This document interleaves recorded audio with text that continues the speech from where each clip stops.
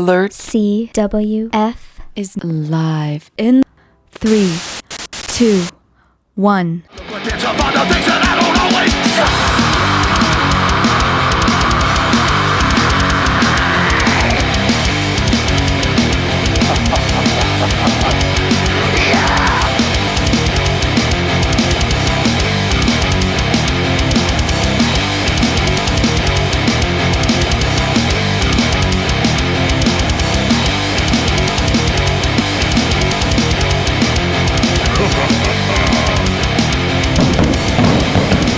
Ladies and gentlemen, welcome to the PWI Tag Team Tournament.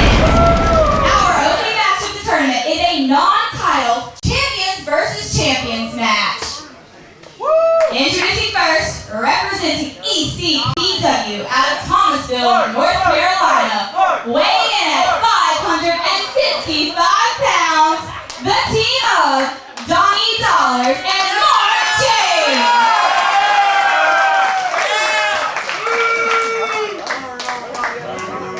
And their opponents, the current Mid-Atlantic Tag Team Champions, weighing in at 666 pounds, Rage and the Machine, McAllister and Mecha Mercenary.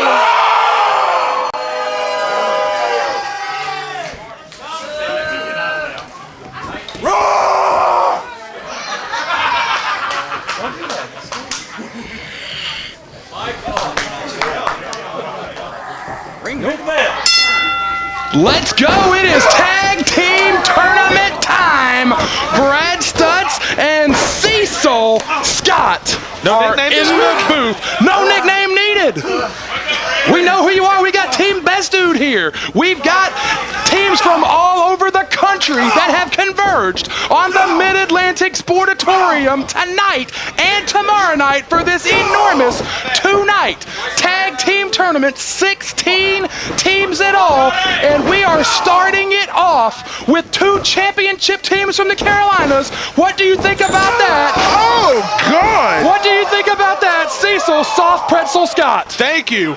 Well, speaking of humongous, right now we got Mecha and Donnie just clobbering each other, and Donnie just got waylaid out of his boots with that clothesline. These two no strangers to each other have met many times over the years in CWF Mid-Atlantic. Tag in Mark James, returning to CWF Mid-Atlantic tonight, and he is measuring the big man right there. Man, what a back elbow. And he's back at CWF tonight representing ECPW out of Thomasville, North Carolina. Bit of a loophole. We're happy to have Mark James here with us tonight. After back in January, he vowed to leave CWF Mid-Atlantic if he was not a champion at the end of 2013. A man of his word, he left his position here at CWF. But we are happy to have him here as a representative of ECPW in Thomasville.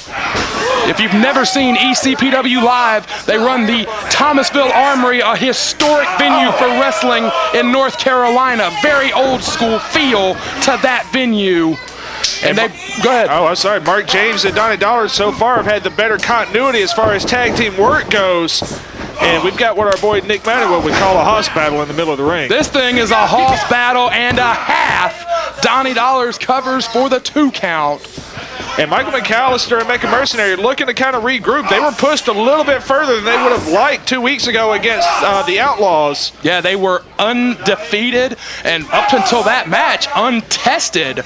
They're still undefeated, but we have seen some chinks in the armor, so to speak, of the undefeated tag team champions, Mecha and McAllister. And these two big, bad sons of guns that they are facing tonight will put dents in the armor of these two ruffians. I feel great tonight. I noticed. It is a party atmosphere. Cover from Mark James.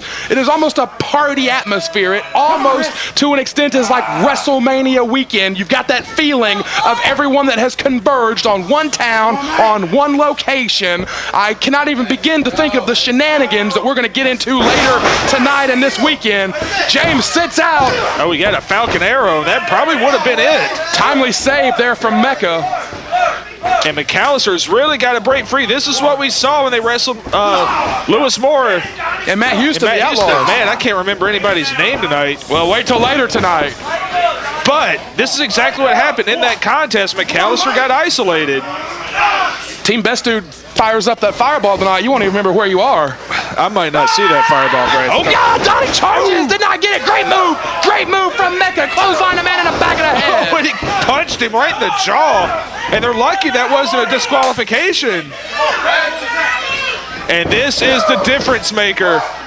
We call Jason Miller the difference maker, but Mecha Mercenary is the embodiment of that. Well, you know, you talk about that. Nick Richards, a smaller man, relies on Jason Miller to be the heavy hitter in that team. McAllister, the smaller man who relies on Mecha Mercenary to be the heavy hitter of that team. One of the unique things about this 16-team tournament is we could see Nick Richards and Jason Miller cross paths for the first time against Mecha and McAllister before this thing is over with. All kinds of unique matchups.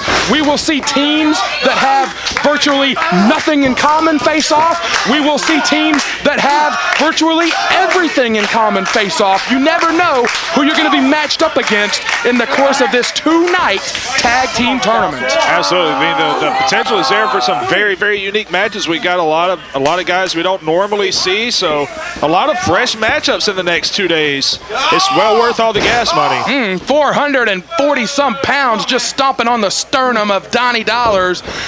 Goes to Mark James. James trying to get his hand up to block it, but Mecha, oh God! Oh God! Ah! Watch out for Mark James. He pushed right past Red Jones and onto Mecha.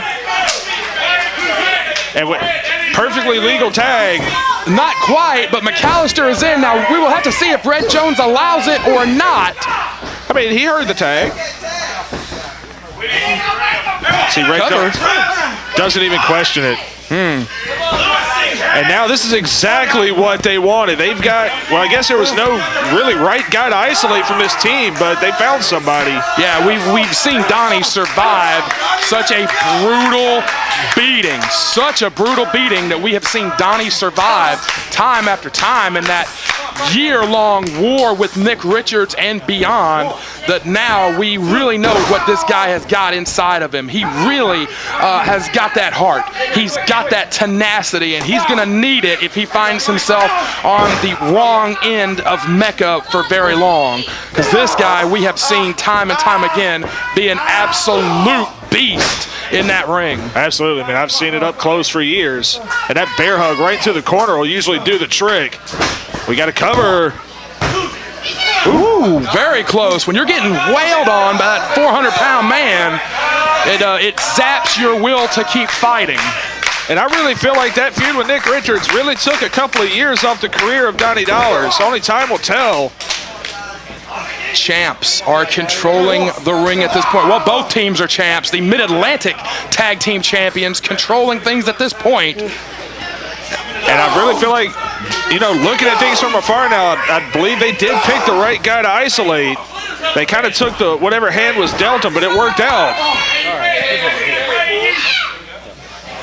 And they've definitely regrouped very effectively after the match 2 weeks ago.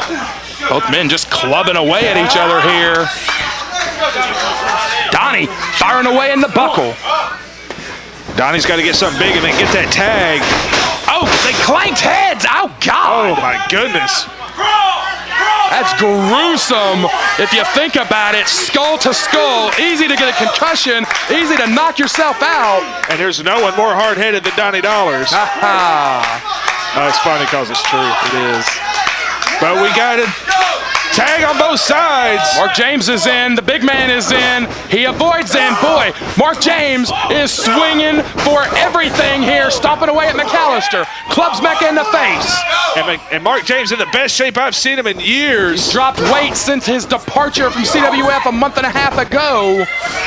To your point, looks better than ever. And not a good place for McAllister to be in. Reeled him in center ring. That big old spine buster. Tried to make that cover, but McAllister slipped out, and now the big man has got him. Turn out to the black hole slam. Got him. That's it right there. 1, 2. No. Mark James kicks at 2. Just barely. Donnie tried to make the save. It was a little late. James and Dollars are still alive. Very rare that you see somebody survive that massive black hole slam. Oh, he caught an elbow in the mouth. Crushing in the corner. This is a hoss battle in every sense of the word here. And then the knee in the mouth. Donnie up top. Big shoulder tackle took him down. And Mecha Mercenary has found himself isolated, but McAllister with the foot. Good move right there. McAllister protected his partner. Oh, God! Donnie goes to the floor. Legal men are back in the ring. Mecha is shaking it off. Where's Mark James? Oh, he's a little too quick. He avoids it. Oh, Yakuza kick in the corner. Booted him right in the face. Oh, God, McAllister just drilled Mark James with the belt. James is on Dream Street. Oh, God. Flying bear, cross body. And they win it. Mecha and McAllister, Rage and the Machine are the first team to advance in the PWI Tag Team Tournament.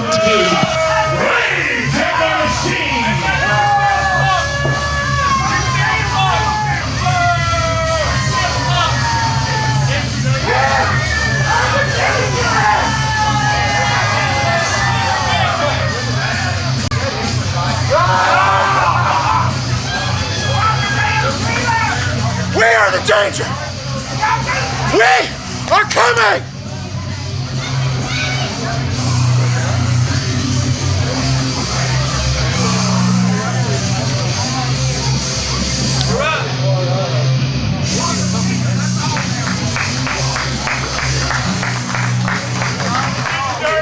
Ladies and gentlemen, my name is Cassidy Taylor, and at this time, I am joined by CWF official Brad Sutton with some updates on the tournament. Brad? Thank you, Chaz. I do want to get to updates on the tournament in just a second, but real quick, Mark James, real quick. Everyone in this building knows that you vowed that you would leave CWF Mid-Atlantic at the end of 2013 if you did not win a championship with this organization. You have held championships everywhere else you've gone but here. I asked you once. It was our pleasure to have you here tonight as part of this tournament. I'm going to ask you again to please come back to CWF Mid-Atlantic.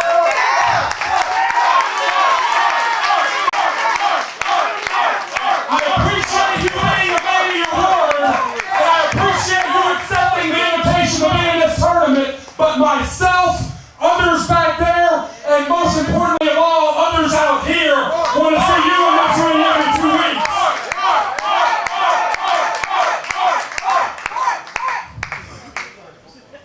Brad, again, I appreciate you having me here, and it was a great experience to be back with you guys. I love you guys, every bit of it. All I need's a handshake and we'll work it out later, right here. I'll shake your hand all day, you know that, but I gotta live up to my word.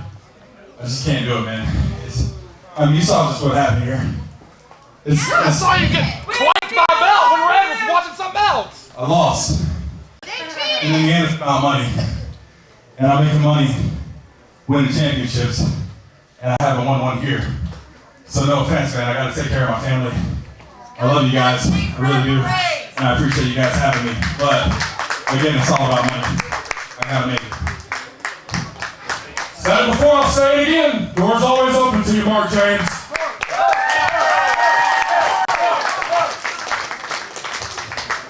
Well, thank you everybody for coming out tonight. I want to update everybody on a couple of things real quick. Anytime you contact talent from all over the country, anytime you've got guys coming from as far away as Indiana, Kentucky, New Jersey, etc., you're going to encounter some changes in the original lineup. So, first and foremost, regrettably, due to injury and other circumstances, Matt Houston and Lewis Moore, the Mid-Atlantic Outlaws, were forced to pull out of the tag team tournament. They will be replaced later tonight by a team representing RCW and riders in the country. Rob, the Boogie Woogie Man, McBride, and Paco Loco will replace the Mid-Atlantic Outlaws tonight.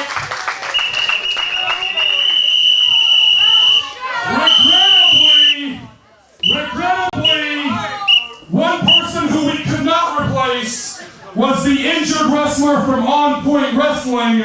So the team from On Point Wrestling in New Jersey has been disbanded. Oz Tyler later tonight will team with Lance Lude against Trevor and Chet Sterling. And unfortunately, as a result of that team, Coach Gemini's second team in the tournament has been awarded a bye.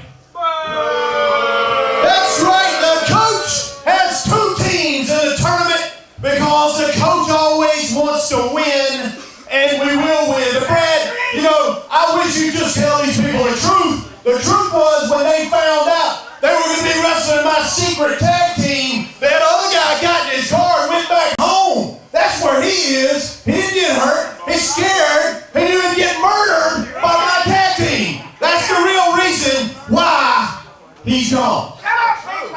Nevertheless, we'll see Coach Gemini out here later tonight with the Goon Squad, and I guess we're not going to see the mystery team tonight. Look, I don't think you people can handle that much of the All-Stars. We're going to have the Goon Squad, the greatest tag team of all time, will be in this tournament here coming up tonight, and we're going to win that match because they got the greatest coach in the whole world. That's me. What are you talking about, Jake? You're going to give it to me?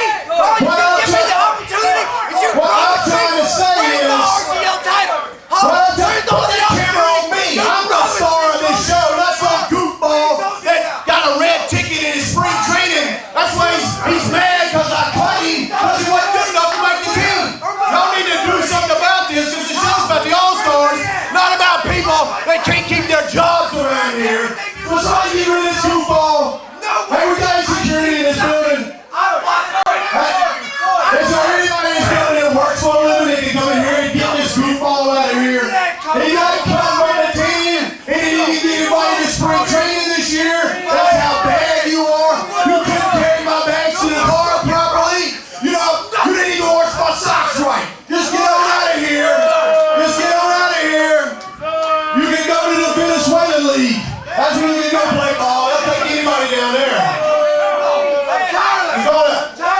Maybe the Dominican will take you. You know, maybe the Dominican Republic team will take you. Get on down there.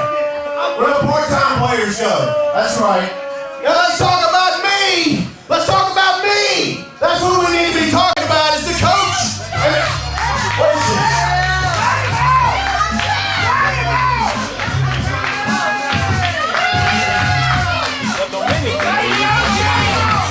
Let's talk about Manny and the Dominican Republic.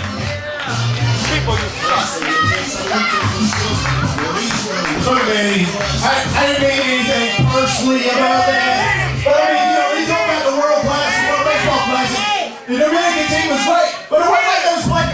Shut up! I can sit in the back. Everybody, shut up! I'm talking about that. Thank you. I can sit in the back and hear your crap about somebody. Who the heck was that, by the way? Who's the water boy? Exactly, he's the water boy. He's a piece of crap, just like everybody in the back of CWF. He deserves to be out of here. Exactly. Your team, your team, your pieces of crap, your mystery opponents. I don't even know who they are. You're not supposed to know. And the thing is, Manny doesn't care who they are because Manny is better than anybody you can bring here, anybody they can bring here, anybody they can bring to try to disrespect La República Dominicana. It's not gonna happen. Not on my watch. I am the future legend of CWF. I am someone that everybody in here, they're all worthless, by the way. Everybody's gonna remember for the rest of their life. It doesn't matter who you bring to money. It doesn't matter who my tag team partner is. I will carry him and I will win this stupid competition.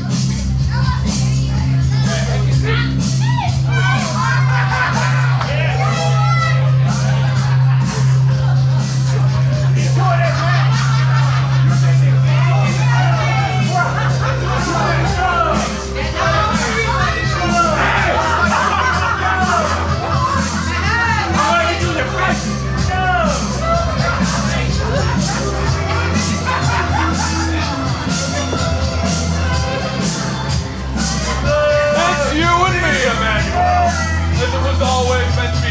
He wants to carry me. What the? Carry me, Emmanuel! Whoa! Carry me to glory!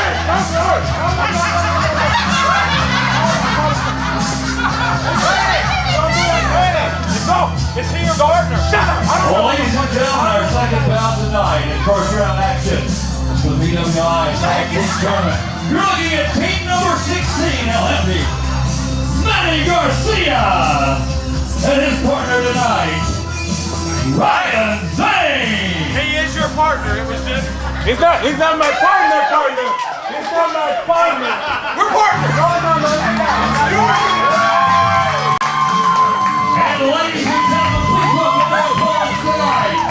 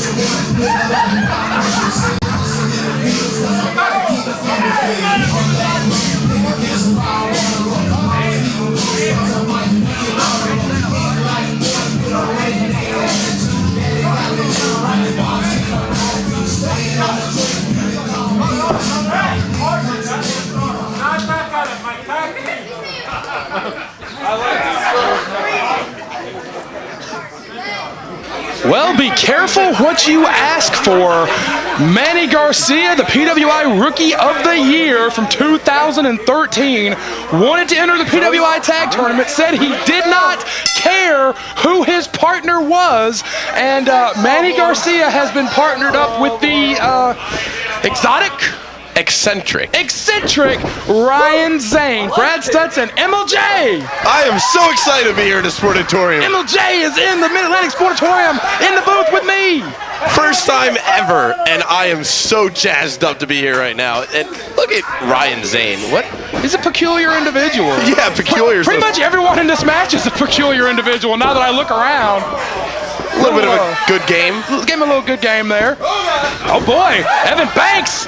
Ooh, Evan Banks is not playing around tonight. Has him cornered over there, lighting him up with a couple chops, snapmare, and then that diving European uppercut of sorts. Only got a count of one from referee Joey Hogan, and Ryan Zayn squirming away, tag into Aric Andrews.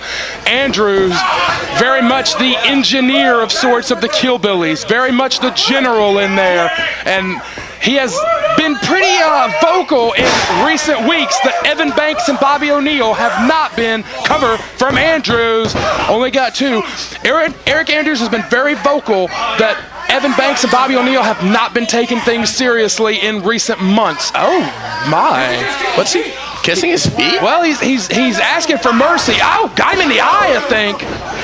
Trying to lure him in. He takes him to his own corner, tags in.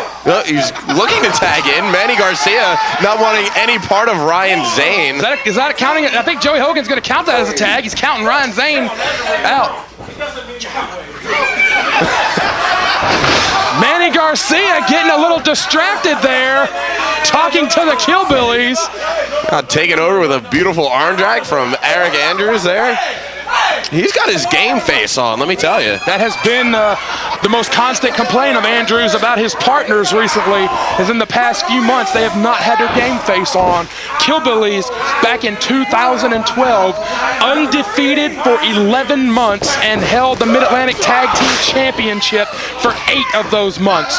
An incredible run. Another cover from Banks trying to win the match. Killbillies in 2012 had one of the most incredible runs of any tag team in CWF Mid-Atlantic's 14-year history. In 2013, they got off track. They got sidetracked.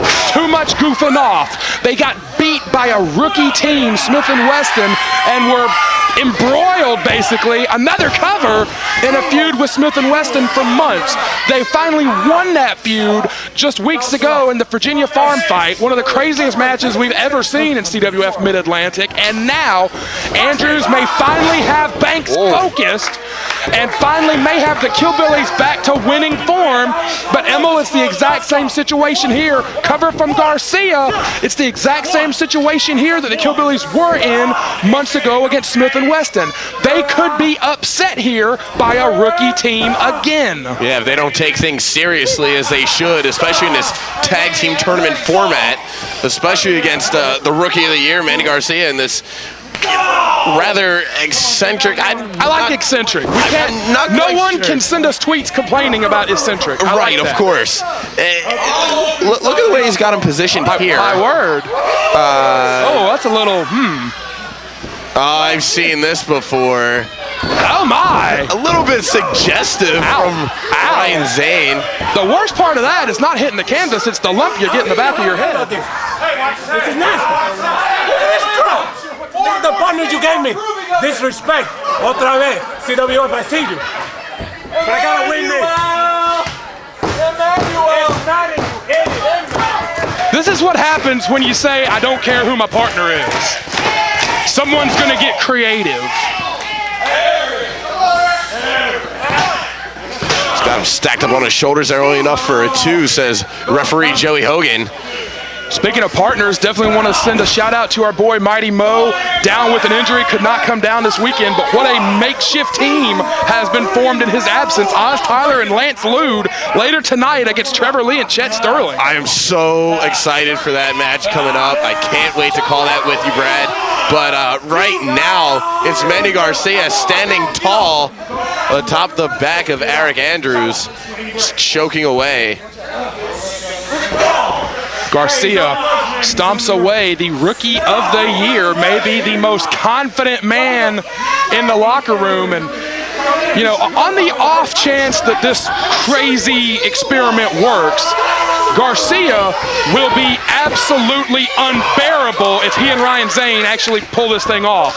Now, this is my first time in the Sportatorium, and I've already kind of had enough of Manny Garcia.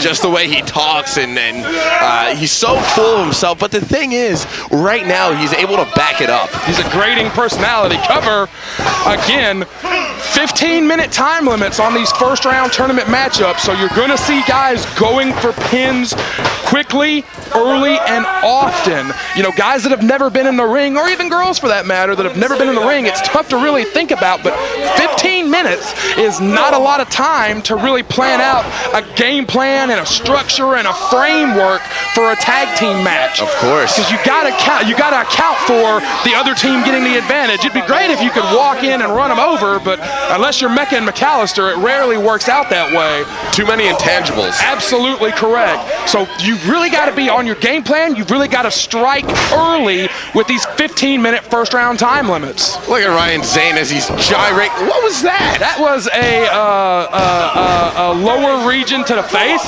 Oh, Andrews is not happy about that. Ryan Zane, though, returning the favor with a punch right between the eyes. Those Virginia boys have very traditional values, you know. They're men's men. Appalachian men's men.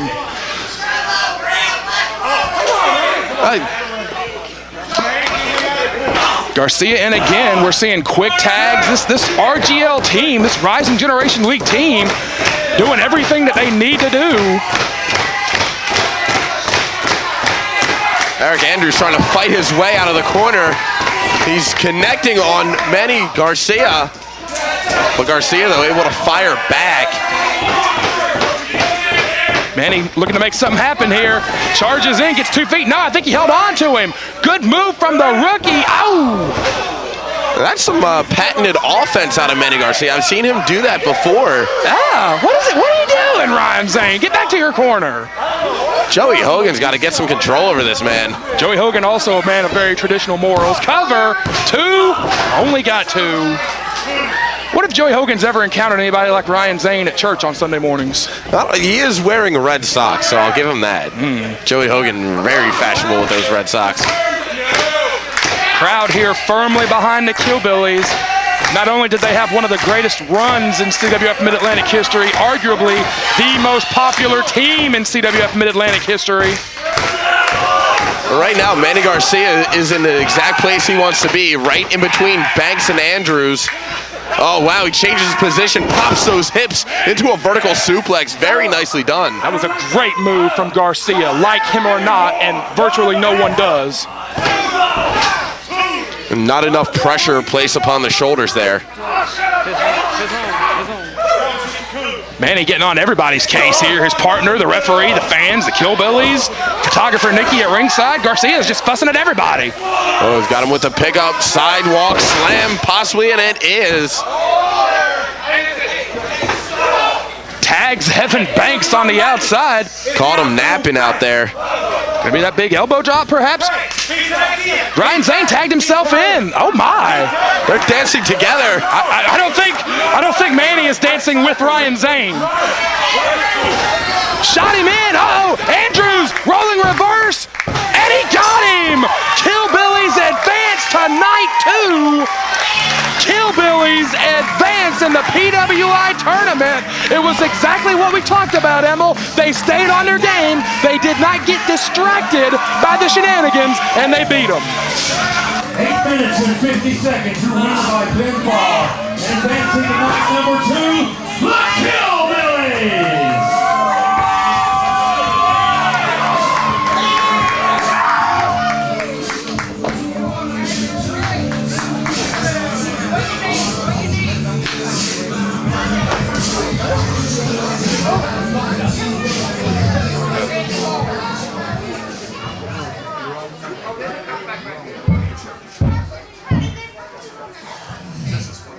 You know, Julius Caesar was one man, and he nearly took over the world.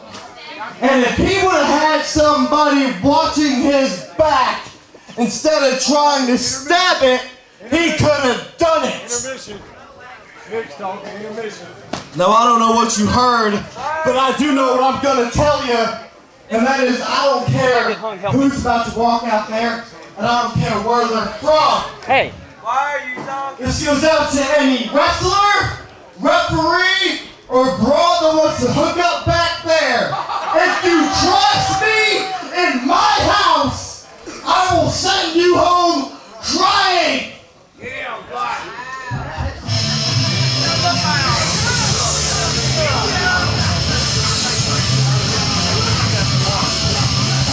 North Carolina!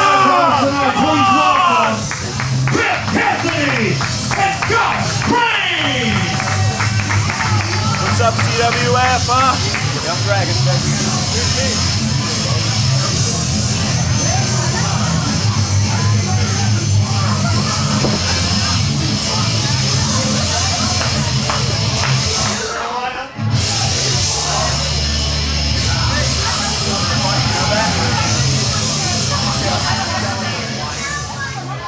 Move out of the way from guys out there.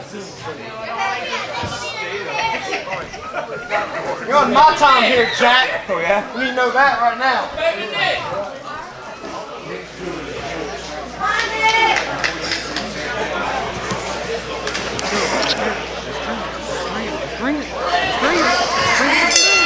Bell sounds, we are off and running. Nick Richards and Jason Miller, two of the least trustworthy, least reputable, and quite frankly, two of the people that I would least want to say represent CWF Mid-Atlantic. But in this situation, they are paired against the team from Evolution Pro. Nick Manawa joining me in the booth. What do you think of your first time in the Mid-Atlantic Sportatorium so far? Man, this is a sight to see, Studsy.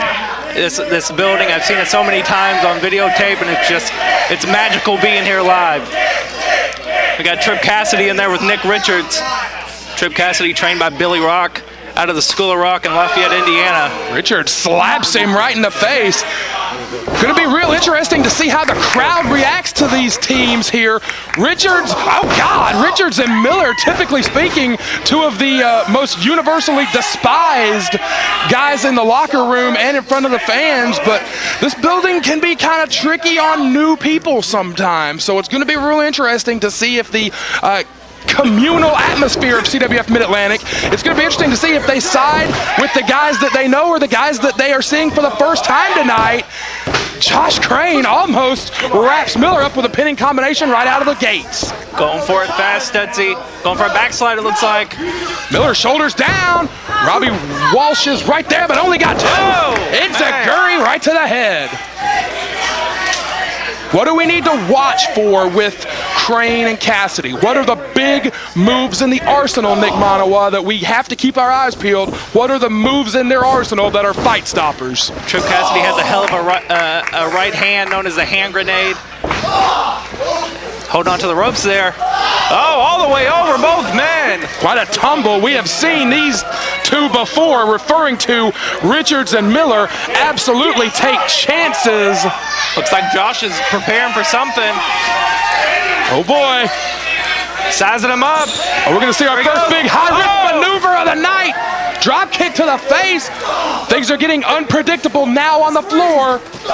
Crane eats the post. Oh God, on the floor. Heads up, heads up. Oh! Right here in front of us. Richards is thinking about that big elbow. Looks like Tripp's. Oh! Right in the sternum, and Richards rubbing his face into the floor. Grinding the forearm into his face. Got to get him in the ring to pin him, though. He can't win it on the outside. We saw Crane eat that post hard. This thing has just turned into a fight. Crane and Richards on the floor. Cassidy and Miller in the ring. Slammed him down with that front slam. Of course, these two representatives of Evolution Pro, trained by one of the toughest guys on the independent circuit today, bar none. Oh, God! Back dropped on the floor goes Richards. You are right, Brad. Josh Crane trained by Scotty Vortex and Drake Younger.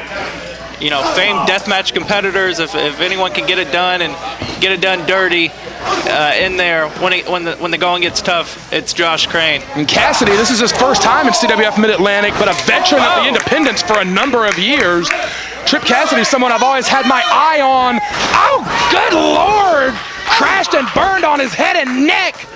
We call Miller the difference maker, and he just made a difference right there. They can double team. Cassidy is on Dream Street. Dick Slater elbow drop to the back of the head. It was quite dirty. Got to get him out of the corner.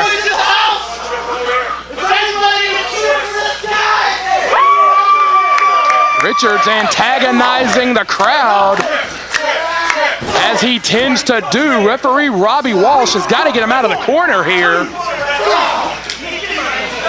By the way, Nick Manawa, first time in the Sportatorium. What do you think of the current state of Robbie Walsh's hair? It's something. It's being held up by a rubber band. I'm sure it's the grimiest rubber band you've ever seen. There could be bubble gum and twine and all kinds of things in there. Go for a back body drop into the sunset flip. Almost beat him right there. Robbie Walsh was in great position, but Richards stays on top.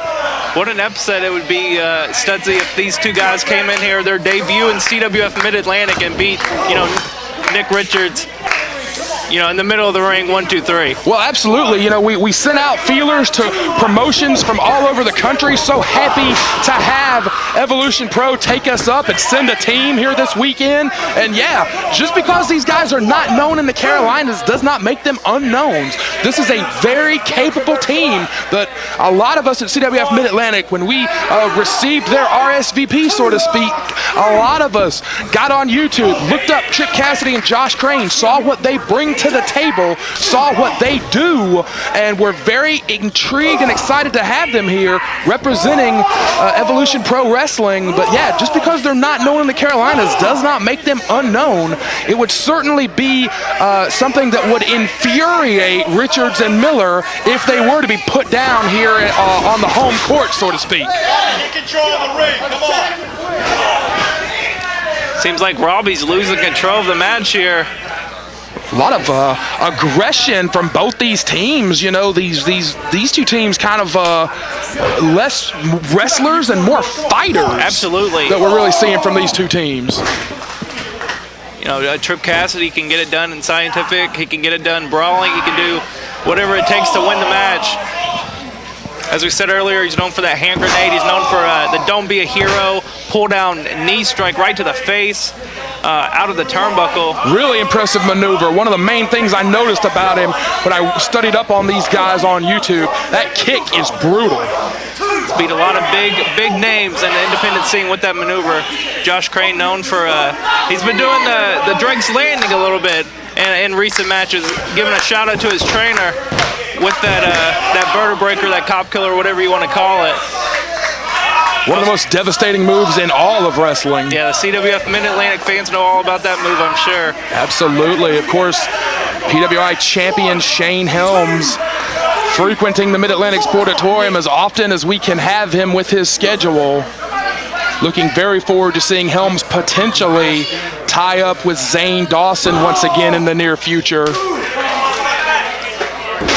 Nick Richards doing an awesome job at cutting the ring in half, keeping Tripp in his corner. Oh, there's a big strike for you. He's a big open hand slap. He's got a hold of the foot, though. He's so close. Great thinking from Richards, not typically known as a thinking man's wrestler. Ow, ow, ow, ow, ow, ow, ow, ow, ow, ow, ow, ow. Oh, that was disgusting. Yeah. Tripp's so close to his corner, yet so far away. He's gonna kick. Oh! Great shot right there. Made it count. Finally tags into Josh Crane. Robbie Walsh saw it. Crane is legal. Richards is still legal. Both Richards and Miller filing in here. Crane is measured and beautiful kick. Combo.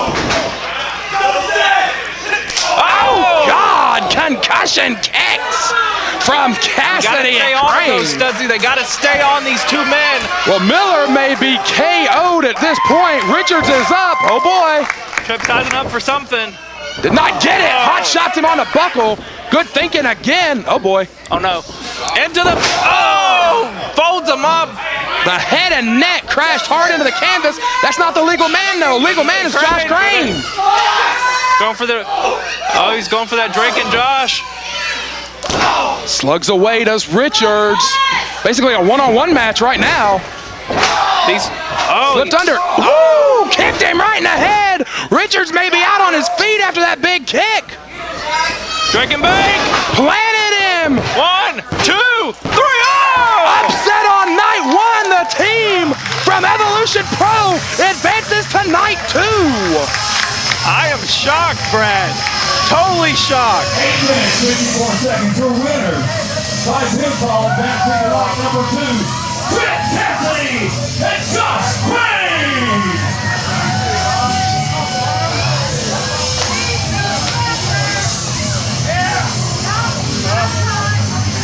Round 2 CWF. We didn't come here to play around.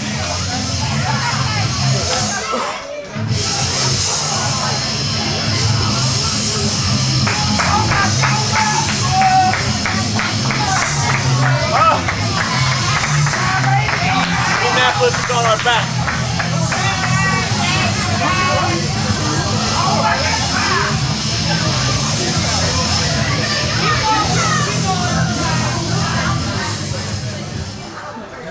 Cut your hair, Robbie.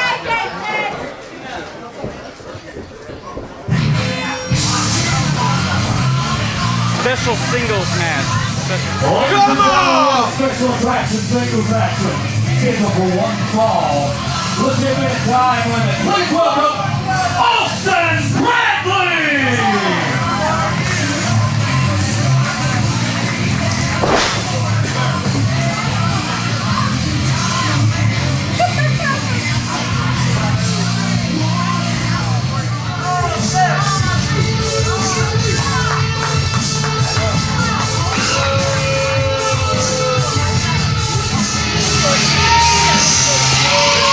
It is a very different look on the face of Lee Valiant than we have ever seen before in the Mid-Atlantic Sportatorium. End of an era. 2014 certainly ended an era in this man's career and personal life. You won it. Remember that. You won it. Nothing of the sort. Calling you out, Studsy. Nothing of the sort, but nevertheless. He pretty much said this kid's blood is on your hands. I've never seen Lee Valiant this focused, this intense before. We saw Valiant really kind of hanging on to sanity and goodwill and everything good in his life. We saw Valiant hanging on to by a thread for a number of months, and a couple of weeks back at end of an era, I think the thread finally snapped. And Valiant going right out into the people here. Bell has not sounded yet. Valiant getting right up into fans' face. Fans that literally cheered Valiant, Valiant, Valiant for years here in CWF Mid-Atlantic. And this is completely a different Lee Valiant than we've ever seen before. This is a big kid that he's in there with, though. Austin Bradley out of the Louisville, Kentucky area. Trained by Rip Rogers and Nick Dinsmore. This kid's no slouch. Oh, Valiant clips the knee and he's right on top. Well, anyone trained by Rip Rogers and Nick Dinsmore comes in with a great pedigree, comes in knowing the fundamentals, soundly knowing the basics of wrestling. But it looks like if the early moments are any indication, we're not going to see a lot of fundamental wrestling from Valiant. Valiant is here, looks like to hurt somebody. Clubbering away at the forehead, at the head of Austin Bradley, trying to take his legs out from under. Bradley immediately has been put in a defensive position. Why does everybody want to talk to me? I'm an announcer. He's calling you out, man. He took that knee right out from under the man. What has Bradley got? What is he going to need to do, Nick, to mount an offense, to come out of that defensive position that Valiant has got him in now? It looks like that knee is hurt. Bradley just recently, a couple months ago, was in a car accident, has a tough time with his shoulder. Obviously, Lee Valiant doesn't know that. But if he takes out the man's legs, he can't do much of anything. Just staring a hole into the ringside fans. It's those eyes more than anything, Nick Manawa. It's those eyes more than anything that are absolutely just chilling. Piercing. He's... Double stomp, got nothing. Bradley got out of the way. Bradley firing away, but boy, he's having a hard time on that leg. Going for a fisherman. Fisherman suplex here. Got him. He held on. Oh, he almost beat him. We almost saw our second upset of the night. Leapfrog. Oh, with the leg. Going for the chop block immediately. Smells blood in the water. That leg would not support him. Valiant tying him up. Crowd is starting to get behind this kid, but Valiant has got those legs tied up. Oh, gosh. Great ring positioning from Valiant. He's dabbing. It's over. This kid is trapped in center ring and had to give it up. And he has still got the hold locked on. Give me a break. Ladies and gentlemen, your winner in 2 defeats by submission, Lee Valiant.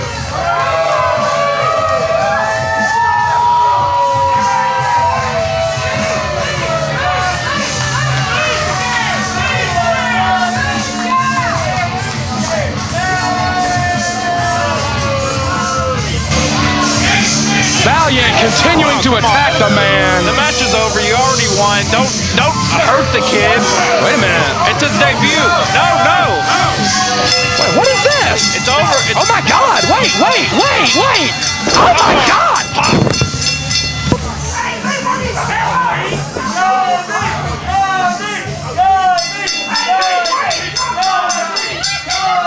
Security to the ring.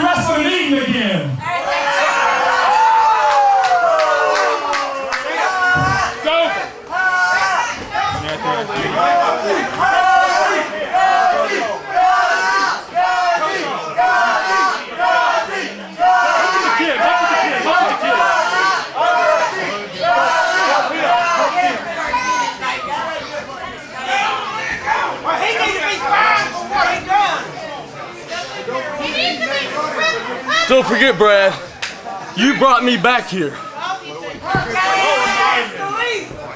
Help this kid. Careful.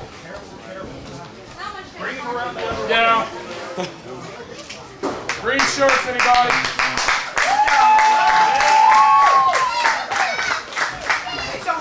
Please welcome the All-Stars Goon Squad.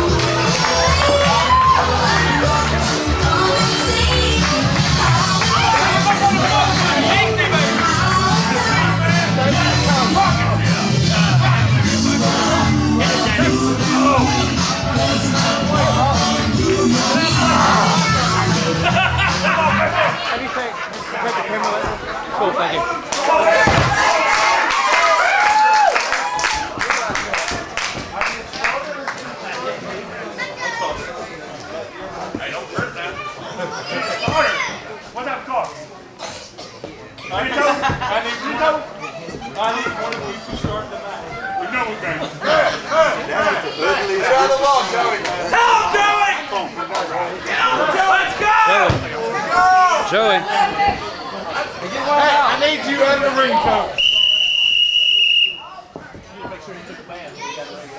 Oh, he ain't took no bath, I promise you that. Look at him. I didn't. Ain't no one took no bath. Oh, it's a shirt break. Hey, coach. Hold on. I know it's under the locker room. Hold on. Now, everybody in here knows. Everybody here knows the Boogie Man's cool, right? You know I'm cool, man. You ain't like A-Rod. You know I'm cool. I was out with A-Rod. How long we go back? How long we go back? 20, about 22, 24 years. I'm gonna prove to you right here, I'm cool. Is that cool with y'all? Knock him right in the mouth, coach. All in the mouth. Go ahead, Boogie, knock him out. Smack. Y'all want me to Right prove to Gemini that I'm cool, man? Come on, guys, shake hands. Give me 5, baby. Give me 5. In the face would be better. Come on. Up high. Face. Right in the face, coach. Down low. Too slow, man. You get some sugar.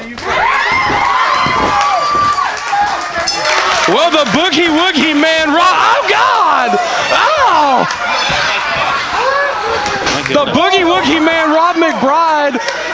Many consider him to be the godfather of CWF Mid-Atlantic, and he just gave Coach Gemini some man love right there. Brad Stutz and Scott Island in the booth. Scott Island of This Week in Wrestling finally making his CWF Mid-Atlantic commentary debut tonight. So happy to have the crew from This Week in Wrestling here with us tonight as part of this huge tag team tournament. Well, thank you, Brad. It's great to be here finally with CWF Mid-Atlantic.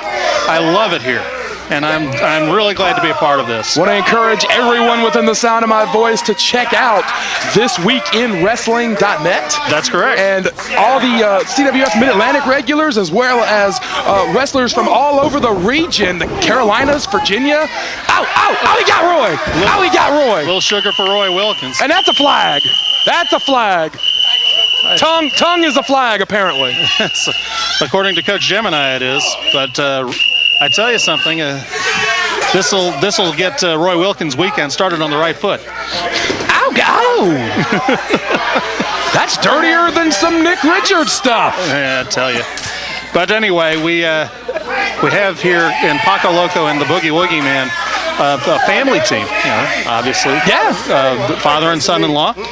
With Matt Houston, my partner This Week in Wrestling, and one half of the Mid-Atlantic Outlaws in their corner to kind of counteract Coach Gemini, who's going to be patrolling the outside for the Goon Squad. Yeah, all of us at CWF Mid-Atlantic absolutely devastated that Matt Houston and Lewis Moore had to pull out of this tournament due to injury, but happy to have Matt Houston here with us in the corner of Team RCW, representing riders in the country. And Scott, I have it on good authority that you spent many, many nights where you woke up the next morning face down on the riders' dance floor. Don't know how you got there. That's unfortunately more true than I would care to admit on a live. Oh, he kissed McBride! Little Walter Eaton sugar.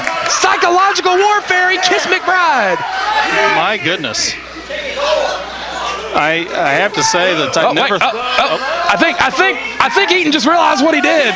Oh, he just realized what he did.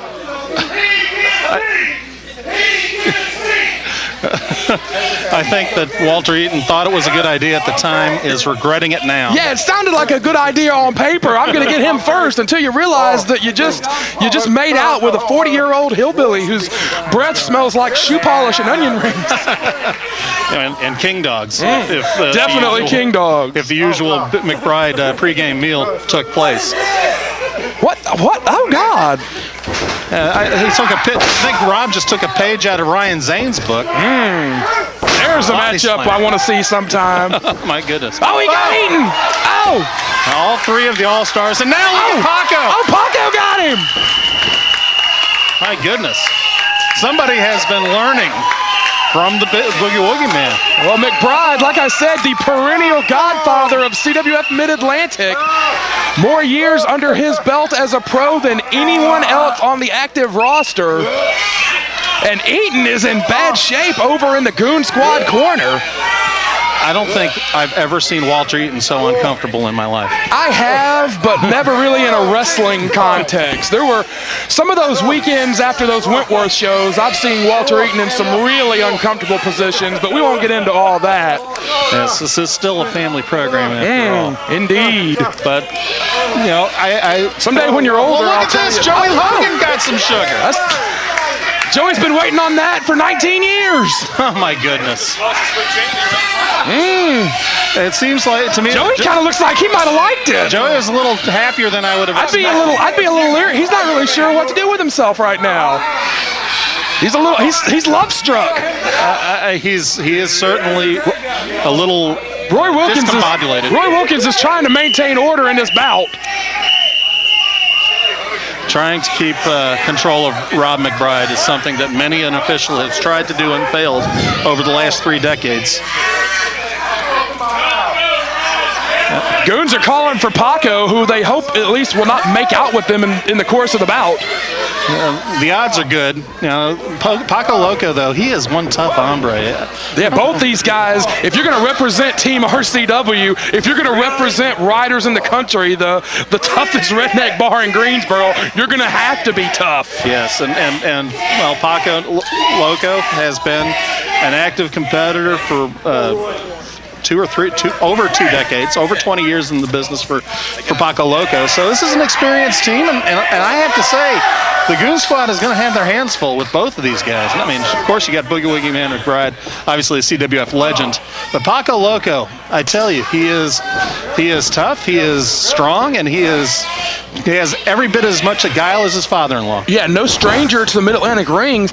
Little known fact, even though this is Paco's, I believe, his first ever appearance in CWF Mid-Atlantic, Paco, myself, Walter Eaton, Corey Edsel, all know each other very, very well. Eaton in particular has been in the ring with Paco many, many times, dating back as far as Walter Eaton's earliest days in the sport back in 2001 and 2002. So with Eaton on the apron and Roy Wilkins in there locking up with Paco, if I'm the coach, I might want to make that switch because Eaton literally has wrestled Paco Loco dozens of times at RCW events at Riders in the Country, or events in Thomasville, events all over the circuit pretty much. Paco Loco and Walter Eaton have faced off many times. I would put the man in there, Walter Eaton, that has locked up with this guy. Wilkins, a technical wizard, the guy that has been most closely mentored by the coach of any of the All-Stars, but that doesn't mean he intrinsically knows how to handle somebody like Paco Loco. Well, that's true. He's a handful. He's got a very low center of gravity. He's very hard to take over as Wilkins takes him down with a side headlock into an attempted pinning combination. But I have to say that if I were the coach, I kind of would take it the other way, because the style does not really work well. Roy Wilkins' technical style, Paco's going to have a hard time keeping up with his quickness. That's a good point. If Wilkins can tie this guy up, the point we kind of made earlier, these guys very kind of barroom brawler-esque. If Wilkins can tie this guy up, we may see that technical mastery lead him to victory, lead the All-Stars to victory. Yep. Of course, Coach Gemini has already got one team in the second round. We don't know who that team is at this point. As Paco just lit up Roy Wilkins twice with reverse knife edge chops. I have to say that, and look at this, Roy Wilkins is in the wrong part of town, Brad. See the sweat fly off the back of Wilkins. Woo! I have to say, I'm curious as to who the second team is. We will apparently find out tomorrow night, as the coach said if we're going to get a bye, I see no reason for me to show my cards and reveal my team just yet. And people think he's crazy, but he is crazy like a fox. Well, let's talk about that real quick. I got to wonder, does the coach have a contingency plan here? He's been talking all along about what a great coup it is that the coach has got two teams in this tournament. Has he got a contingency plan here for if the Goon Squad cross paths with whoever the second team is? I would think that would mean that the Goon Squad would have a very easy second match in this tournament tomorrow night. I guess that depends upon who the coach's mercenaries are in this tournament. Coach has a lot going on. Not only has he rebooted his talk show, the bench or the dugout or whatever he wants to call it. Well, he wants to call it the coach's corner, I think. We've always called it Gemini's hot seat, but Coach has had so many concussions, who knows what we'll end up calling it. Exactly. He may not even realize he's on a talk show. But with that, you also have Court Montgomery's apparent attempt to become an insurgent. Yeah, Court Montgomery was kind of the low man on the All-Stars totem pole for a number of months until back in January, Walter Eaton and Roy Wilkins booted Court out of the All-Stars, laid him out in the center of the ring. We have not seen Court Montgomery since then, except for tonight, earlier tonight, when we saw Court Montgomery appearing in the crowd and basically just screaming at Coach Gemini like a psycho X, just causing a disturbance in the lobby and then in the aisleway.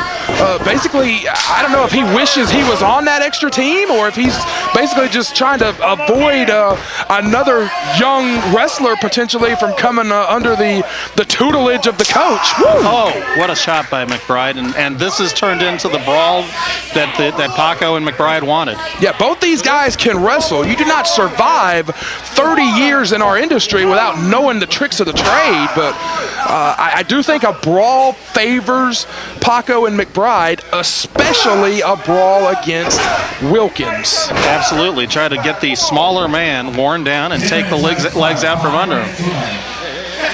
Although you have to think that the longer this match goes, the more it favors the Goon Squad. I have to say I'm impressed with the way McBride and Paco have cut the ring off and prevented Walter Eaton from getting involved. They've got Wilkins on the canvas and holding him there.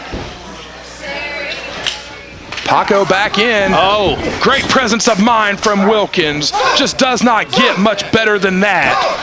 Just basically with one shift in leverage, Paco Loco now on the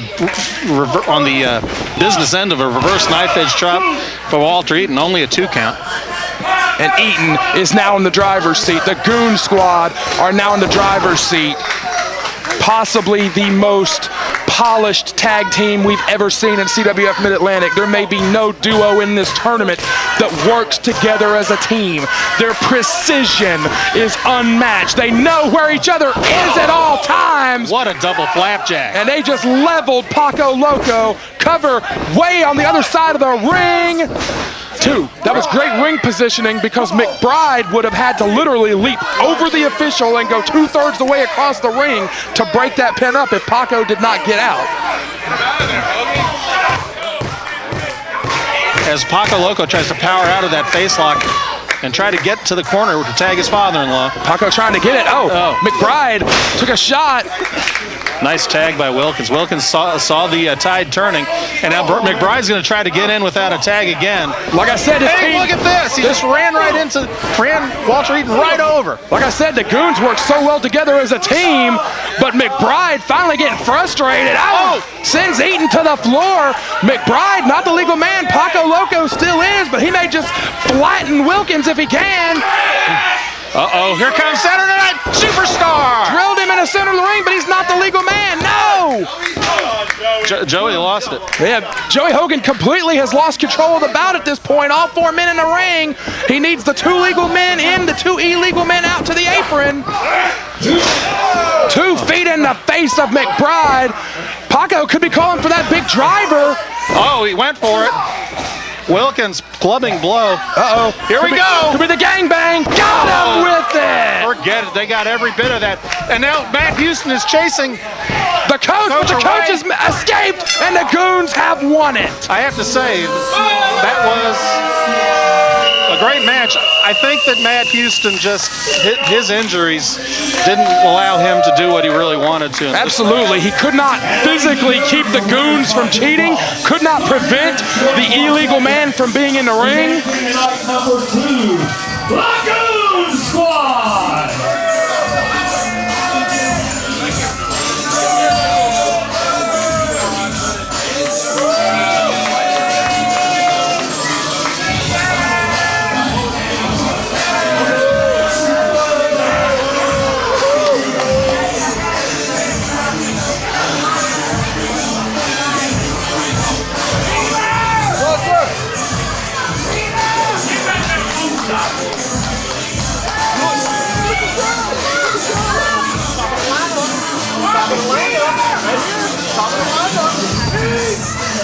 Ain't nobody cheating, y'all just a bunch of haters, that's all it is. See y'all tomorrow night.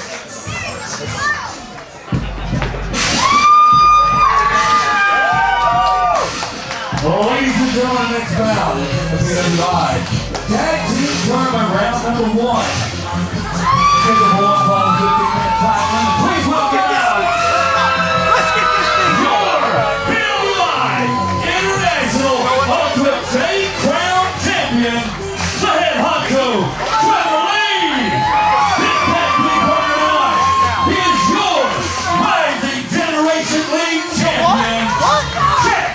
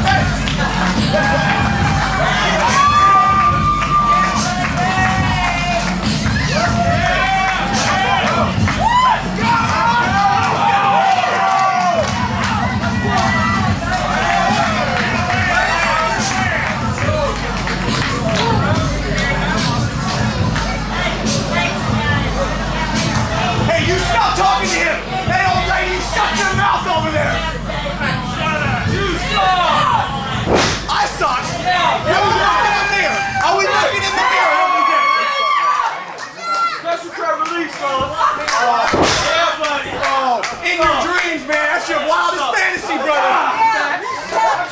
Hey, you doing what? I'll shake hands. Ethan. Wait. Hey, get over here and grab my. What are you doing? You ever forget about my belt? And you better not get no dirt on that belt. Watching you. Chet. Yeah. Oh, yeah. Hey. I don't trust this guy. Who is this guy? They challenge us. I'm the new RGJ champion, and you're the RGO champion. Who do they think they are? Who do they think they are? Who's gonna start? Come on. Hey, you know what? I'm all about class. I'm gonna offer to shake your hand, man. Yeah. Don't do it. You don't shake my hand. Don't do it. You wanna shake my hand? You know who I am? I know you are. My name is Trevor Lee. Chet, you get it. My name is Trevor Lee, and I'm a wrestling god. Okay? I don't know if you know anything about that, but I don't think you deserve my handshake. What is your name? I don't even know your name.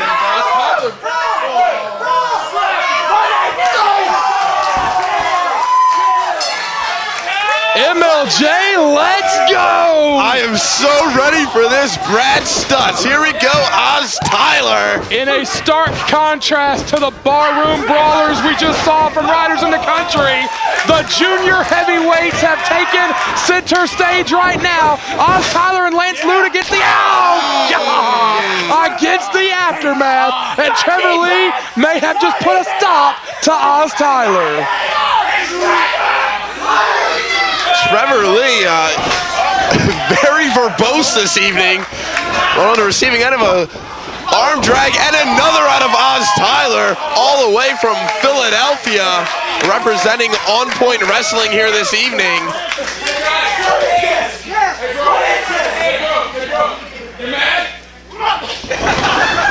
Lance Lude flies at the aftermath. Lance Lude getting out of the way of a charging Trevor Lee. Whoa, where's he going? Uh-oh, Trevor Lee caught him. No, he did not. Well, here comes Chet Sterling, the Rising Generation League champion. There you go. Well, look at Lance Lude go. Rolls back into a head scissors. Satellite head scissors. How many rotations can he go? Takes them down. Lude went all the way around North Carolina on that one. Trevor Lee in. Trevor Lee will constantly look to halt the momentum whenever possible. Spinning around North Carolina like a helicopter. Low bridge. Trevor Lee almost went into the front row there. Oh boy. Everyone out of the pool. Uh-oh. Lance Lude flies through the ropes. Are we going to see a high risk from Oz Tyler out of Philadelphia, Pennsylvania here? I think we are. Here he comes. Head of steam up and over. Crashed. The velocity and the speed right there. And everyone down on the floor. Trevor Lee slips in. Is Trevor Lee gonna dive?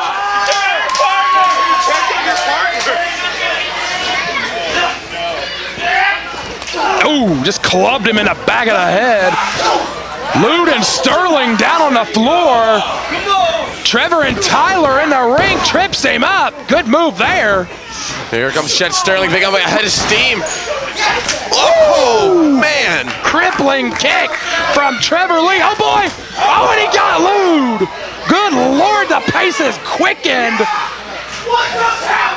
More than any other bout on the card, more than any other team in this tournament, Trevor Lee and Chet Sterling have shown that they can control the pace of the bout, speeding it up when they want and slowing it down when they want. Proof positive of that right now, Brad, as Chet Sterling on top here, got him maybe choked against that middle rope perhaps. Yeah. Chet has been mentored by arguably the best pound-for-pound wrestler anywhere in the Mid-Atlantic, Trevor Lee. Trevor Lee took what he saw to be the top prospect out of the Mid-Atlantic dojo and has really pushed that coal into a diamond in Chet Sterling. This is one of the most formidable teams in this tournament, as evidenced by the fact that they are the current Rising Generation League and Ultra J champions. This is going to be a tough team to beat for anybody. Absolutely, and given the way that Trevor Lee has been competing lately, I wouldn't put that Mid-Atlantic just pound for pound in the Mid-Atlantic. I mean, nationwide. This man is just performing at such a high rate of success. You still suck. Trevor Lee on top of the man, tags in Chet. It was Chet Sterling driving that knee into the sternum of Oz Tyler.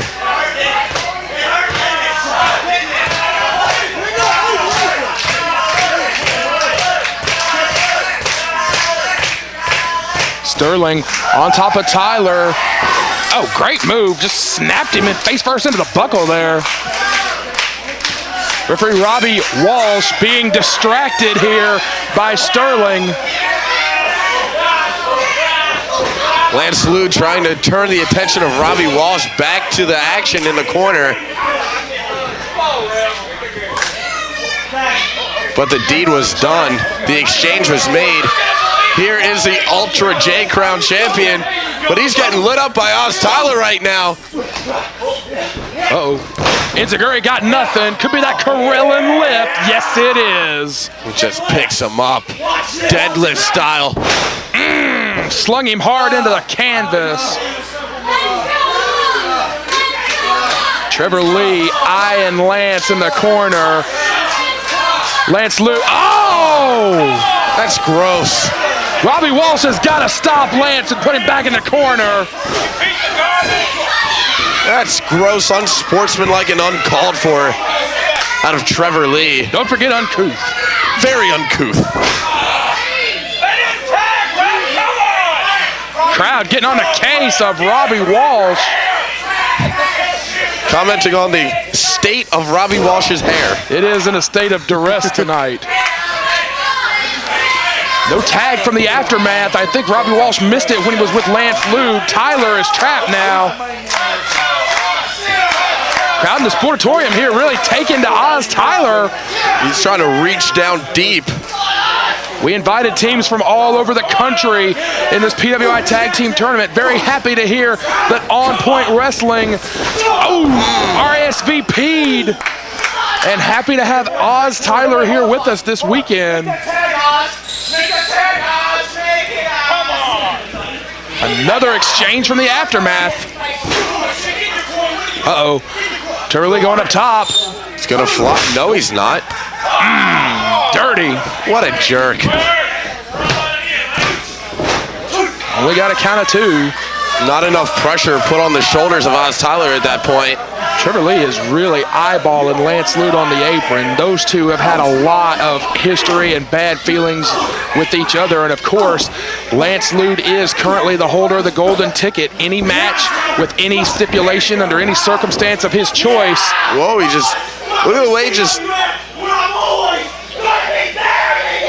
Oh boy, Trevor, no, did not get it the second time. Tyler escaped. Woo! Quick combination from Oz Tyler. And takes him down with that combination clothesline STO. It's one of his signature maneuvers. Right now, Oz Tyler's got to get his bearings and tag in Lance Lude if he wants to advance to the second round tomorrow night. Chet Sterling, though, putting the brakes on that plan. Oh! But he just accelerates Chet Sterling into a waiting kick of Lance Lude. Back body drop of beauty, and here's the tag. Lance Lude is legal for the first time in a while. Good Lord, tornado DDT, no. Trevor will not let him have it.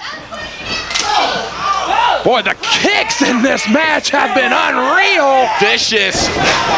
Talk about vicious, what a DDT. The sound has been bouncing off the walls of the Mid-Atlantic Sportatorium throughout this contest.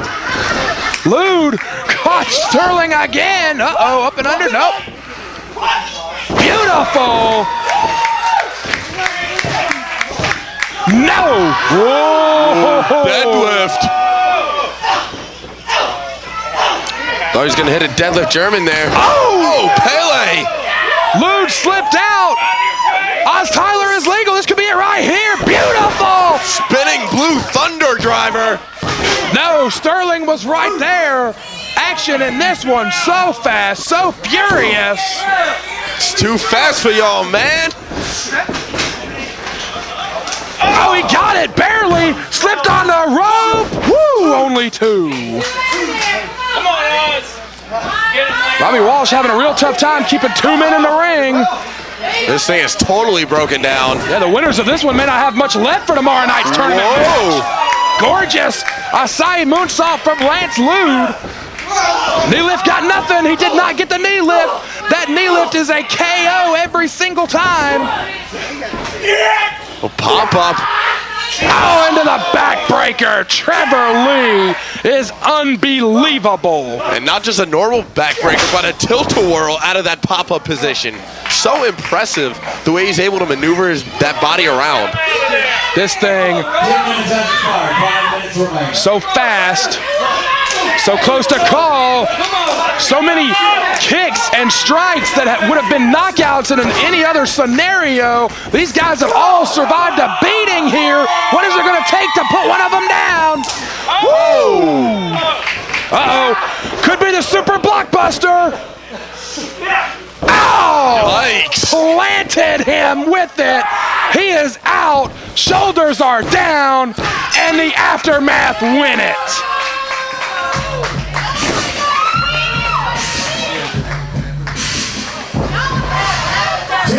Seconds, the winners by pinfall, advancing to night number 2 of the PWI National Tournament. The Aftermath!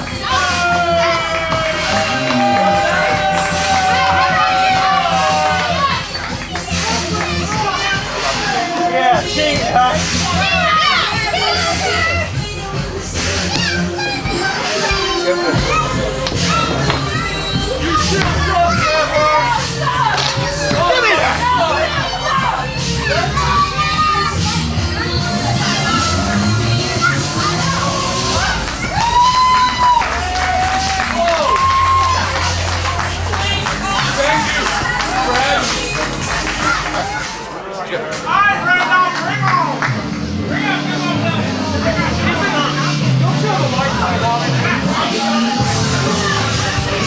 Ladies and gentlemen, next round is the PWI Tag Team Tournament.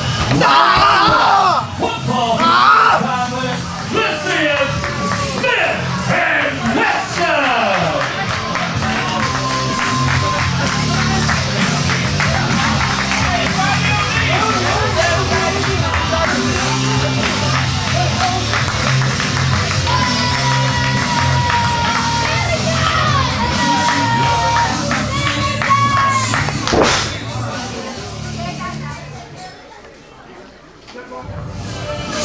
Dakota! Head first! Rick!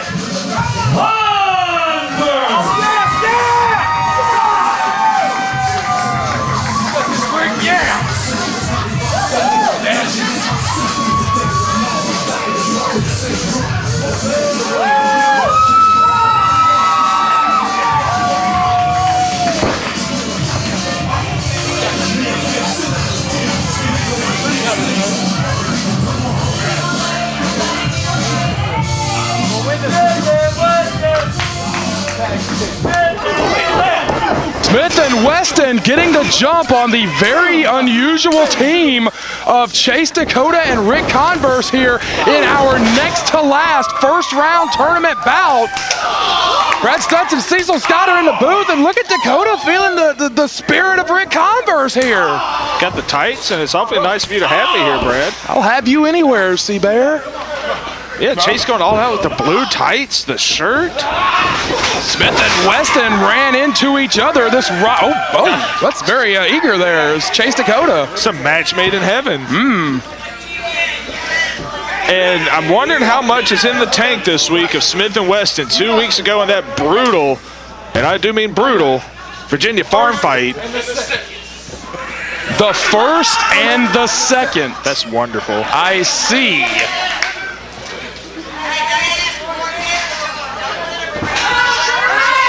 Chase needs to turn around. Oh. Well, we just talked about the effects of the Virginia farm fight. Look at the ribs of Smith Garrett. And we got a blind tag there by Rick Converse. Taped up. Obviously, Smith Garrett is feeling the effects of that war that we saw back at End of an Era. The Killbillies, cover, only got not even a 1 count. Killbillies finally put down Smith and Weston after months and months of aggravation, and we saw a more focused Killbillies tonight. You got to think that if they were to cross paths with Smith and Weston again later on in this tournament, they are better equipped to handle this rookie team. You know, for months and months, it really seemed like this rookie team had the Killbillies number. They really did, and, you know, let's not sell them short. It took a hell of an effort by the Killbillies to put them down in that Virginia farm fight. They had to superplex Smith Garrett through a 2-inch thick board. Garrett taunting Chase Dakota. And Rick Converse is not a guy you want to go in injured against, that's for sure. If there's somebody that knows how to pick a guy apart with an injury, it's this man, the first. Oh, right in the throat. Now, I'm going to put you on the spot here, C-Bear, as we see Charlie Weston tag in for the first time. Even though Converse and Dakota have never teamed together before, with the current Mid-Atlantic television champion and the former 6-time Mid-Atlantic heavyweight champion on the same team, would you consider this an upset if Smith and Weston pull out the victory here? No. I will say it like this. Rick Converse, it doesn't get any much better than Rick Converse. Chase Dakota, a great TV champion. But I always say a great tag team will beat 2 great singles wrestlers. That really is kind of the story that we're seeing develop here is, will the teamwork of Converse and Dakota be able to match Smith and Weston, who've been teaming together since August? It's kind of like years ago when we got a bypass there. You know, Sting and Luger teamed up against the Road Warriors, and as great as Sting and Luger were, they could not beat the Road Warriors. It's kind of, Chase Dakota is no Lex Luger, but it's the same spirit. Now, I'm not going to say Chase and Rick can't win. So you're almost thinking the other way, that if Converse and Dakota win, it's an upset. Somewhat, yes. The thirst is real, brother. Oh, he wants the water. Smith telling him not to do it. Oh, God, no. He's got the arms trapped. Don't go chasing water. Oh, in the face. Oh, Converse is disgusted. Oh, in the face and the mouth. Ah. I get a feeling Ryan Zane would love that. Hey, that's your partner, Rick. Crowd here really not sure what to make of Converse and Dakota as a team. I'm not sure what to make of this version of Chase Dakota. Oh, right in the ribs. Great shot. But Chase Dakota, very, I guess I use the word emo, usually. Very brooding. Certainly not friendly. But he's awfully cheery right now. Chase Dakota, very cheery, just very happy to be around the first Rick Converse. And Smith Garrett's really taking this thing over after getting doused and drenched and soaked by Chase Dakota. The glistening abs from the water of Smith Garrett has woken him up. And they have isolated Chase Dakota, which is the smart move to do. Yeah, undeniably, Dakota is the guy on that team that's the most vulnerable. Converse, you're not going to throw anything at him that he has never seen. Former World Tag Team Champion, former Mid-Atlantic Tag Team Champion with Cyrus, and a former 6-time Mid-Atlantic Heavyweight Champion. Dakota is in his first reign as television champion, so the championship pedigree of sorts, the trophy case, as it were, of Dakota's has not caught up to Converse's whatsoever. Not quite, but he's still, you know, this is his first title, you know, give it time. And I'd say Chase Dakota has thrown something at Rick Converse he's never seen before. If you know what I mean. Wow. Friendship. The Brads weren't his friends. Cyrus wasn't his friend. Special K wasn't his friend. Special K's nobody's friend. Grant Sawyer loves him, especially in ladder matches. That's Crazy K. Oh, right. Crazy K, no one's friend. I apologize to Special K. You should, because her current husband is massive. He's a house with legs. Anywho, Garrett, I've befuddled Cecil in the booth. Oh my goodness. Oh, nice charge in the corner. Teamwork of Smith and Weston looking really good here so far. And almost lost focus. Cassidy walked by me with those boots on. Dude, Cassidy walking by will make you lose focus on the match. No doubt about that. I've forgotten Smith Garrett's name already. Our hostess for the mostest here tonight, Chastity Taylor. You talk about the thirst is real. Understand there's going to be, understand she's going to be calling, she's going to be doing the main event intros here in a few minutes. Word, I can't wait for that. Weston on top of Dakota in center ring. Just as you were saying a few moments ago, C-Bear, they have really isolated Dakota. Right, Dakota, the smaller man, he's a veteran, but he is less experienced than Rick Converse. But it really just comes down to a sizing thing. But Chase Dakota, people forget there was a time he was very fiery in the ring. Great shot from Weston. Weston and Garrett, so explosive. Particularly Charlie Weston, the scrapper. Quite a hothead, too. Oh, Dakota, good move there. Oh, he caught that kick out of nowhere. Watch out for Smith Garrett with the hair. Good move there. Good veteran move right there. And Smith Garrett, I've never seen him take as much abuse as he did 2 weeks ago. He looked like hell at the end of it. Oof. Weston just prepared himself and drilled Dakota. We're seeing that teamwork come into play here. And this is why I would say it would be an upset if Dakota and Converse win, just because of that continuity. Big elbow drop, already at 2. Dakota had to be mindful and get those shoulders off the canvas, or that would have been all. And not to mention, I have to question the cohesiveness of this Converse-Dakota team simply because Converse, we got to cover, this really doesn't know what to make of Chase Dakota. I'm surprised he agreed to be his partner here.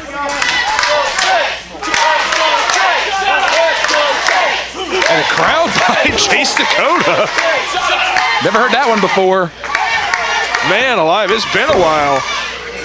But Smith and Weston look extremely efficient here. Sunset flip, no sir. Dakota might be looking for that big neck breaker. Got him. Nice. Great move, great move from Chase Dakota. A better move would be to make the tag to the first.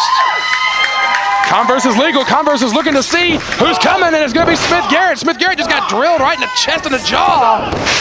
And Smith's slow to get up. I think those ribs starting to catch up to him. It will affect your ability to run, affect your ability to breathe. It'll affect your ability to throw a punch. And a diving lariat there by Rick Converse. Ducking the line from Weston, sky high. Boom. And we got a cover, 2. No.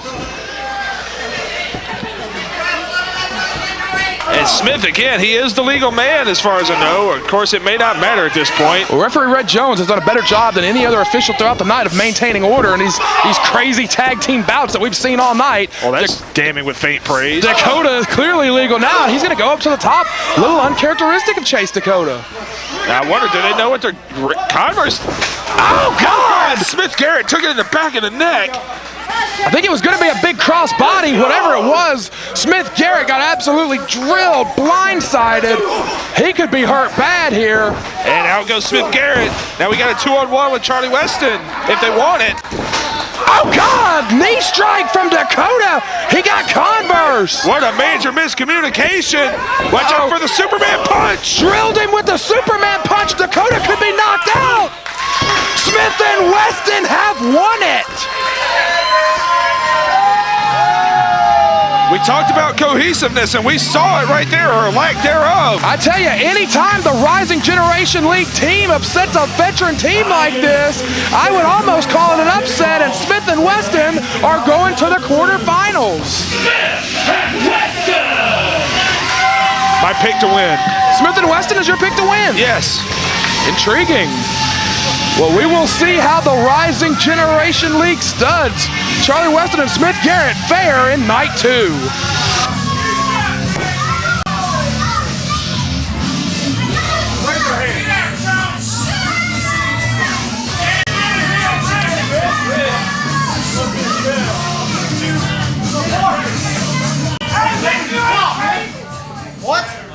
supposed to take me to the top, Rick.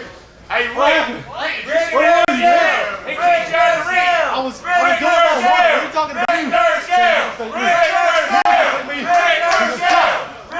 me tell you something. I don't even take anybody to the top. I'm already at the top. I brought you along so you could go to the top.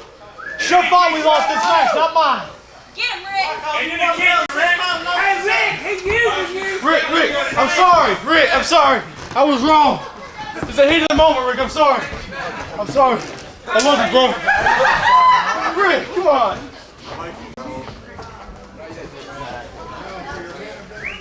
Well, thank you. Let's go! Come on!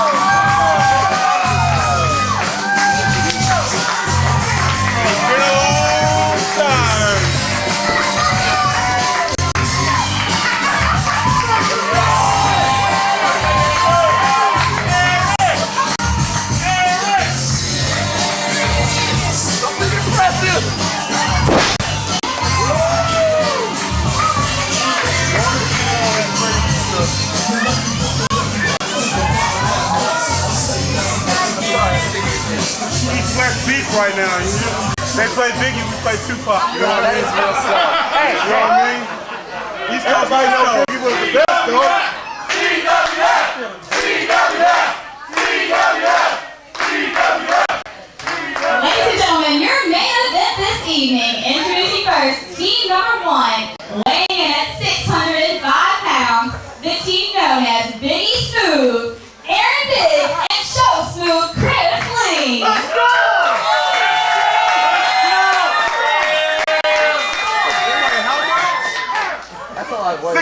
And their opponents, weighing in at 421 pounds, the team of Andrew Everett and the Mid-Atlantic Heavyweight Champion, Aric.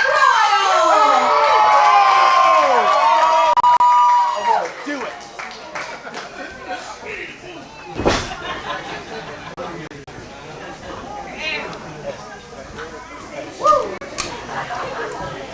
I've never held that title, bud. Try to land it on this.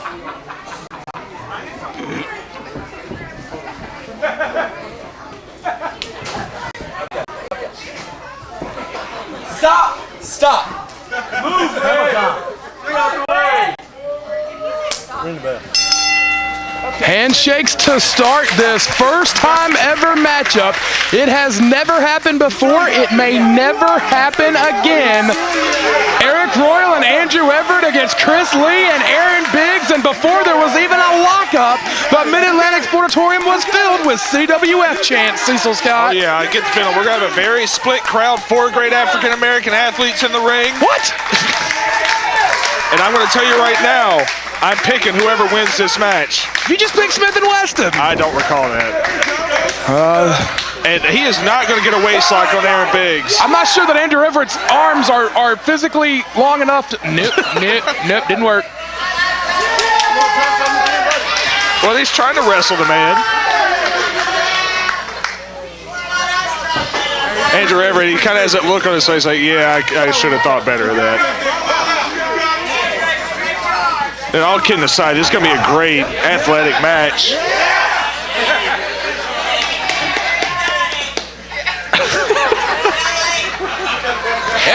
perhaps a little overconfident here. You know, I guess that, you know, having the match of the year will kind of put some overconfidence in your head. I don't know.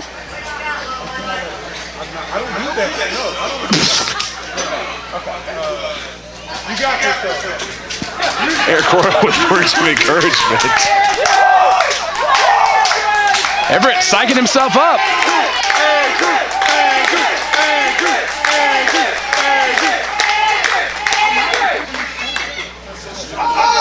Oh, yeah. Aaron Biggs calling for the test of strength. This is not a good move by Aaron Biggs. I think Andrew Everett can overpower him.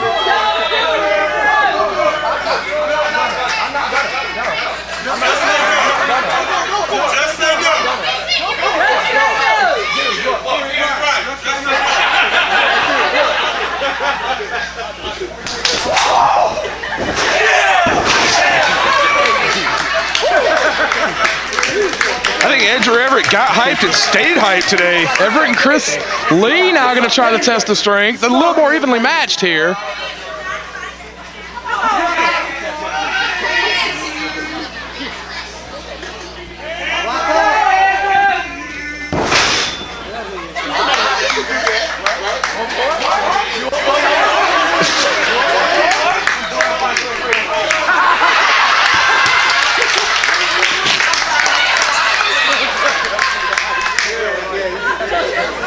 Knuckle lock is in effect here. A wrestling match may occur here at some point.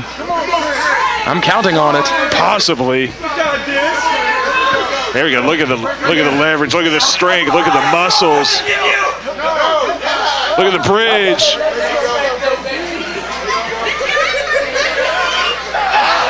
Oh yeah. Chris Lee trying to ride the man down. Not working so far. Been watching some Ryan Zane matches. Wow. Oh, nice double arm drag.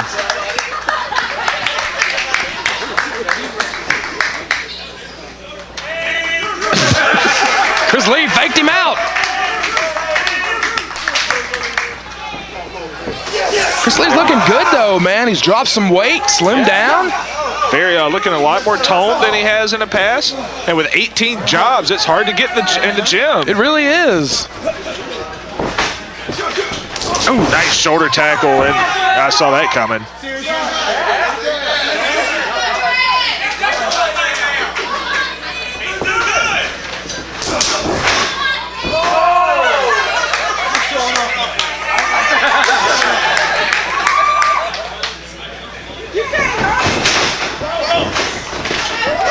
Leapfrog.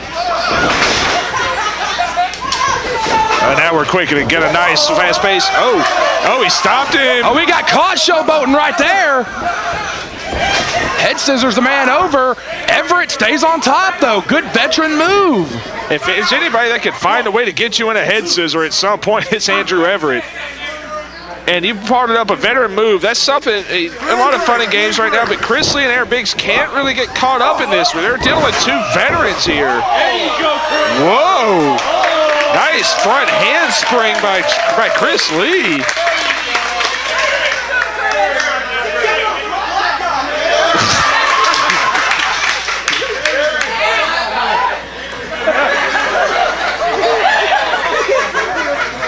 I don't know what's going on here.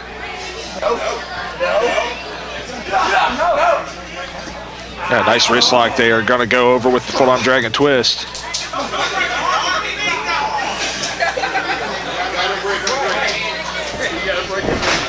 Oh, nice roll through by Andrew Everett. So quick. Seeing some great wrestling here. The Mid-Atlantic Heavyweight Champion, Aric Royal, tags in for the first time in this bout. And Aric Royal, of course, one of the men that helped train Chris Lee. You know, we don't touch on that a lot, but Aric Royal, one of the trainers in the dojo when Chris Lee was coming up. You know, and I think he'd be very proud of what Chris Lee has become. Yeah, undeniably so. If there's anybody, you know, we touched earlier about Nick Richards and Jason Miller and how Richards and Miller were kind of de facto representing CWF against Tripp Cassidy and Josh Crane. And we talked about when Nick Manawa was here in the booth with me how Richards and Miller is not the team that you would want to represent CWF in any capacity. That's just kind of how the bracketing worked out. But I will say, if there's anybody that you do want representing CWF, it's these 4 guys in the ring right now. Oh, 100%. Oh, nice sidekick. He took the champ down, covered him. I would pick Richards and Miller to represent a rundown apartment building in the hood. I agree with that assessment. Oh, nice reverse jackknife. He almost trapped him and beat him right there. Aric Royal hasn't, he's slimmed down, but he still has enough weight to make that happen. And he's going for that gorilla clutch. We saw him out in Smithfield last week wrestle Trevor Lee and use that hold very effectively for our good friends at Omega.